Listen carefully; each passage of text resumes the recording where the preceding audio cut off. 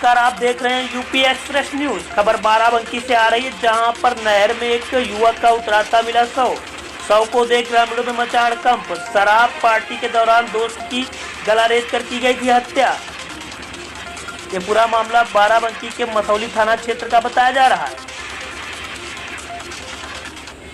देखिए, अभी मुझे पहले सूचना मिली है कि यहाँ थाना मसौली में ये नहर का किनारा पड़ता है। यहाँ पर 3 लोग आपस में बैठ के पार्टी कर रहे थे और उसके बाद इनका कहना है कि एक व्यक्ति जो वहाँ से मौके से भाग के थाने पहुँचा है, उसने जाकर ये सूचना दी है कि जो उसके बाकी 2 लोग थे, उनमें से उसका एक दोस्त जिसका नाम चंदन मिश्रा है, उसने अपने साथ में बैठे हुए लड़के का गला बाके से काटा है और उसको बाके से काटने के बाद इनका कहना है कि उसने उसकी डेड बॉडी को नहर में डाल दिया है। ये सूचना जैसे ही पुलिस को मिली है, सभी ऑफिसर्स, दोनों थाने की पुलिस और हम स्वयं यहाँ पहुँचे हैं और इसकी जांच पड़ताल की जा रही है। उसका विस्तृत बयान लिया जा रहा है। जानकारी की जा रही है कि घटना किस कारण से हुई, इसका मोटिव अभी क्लियर नहीं है।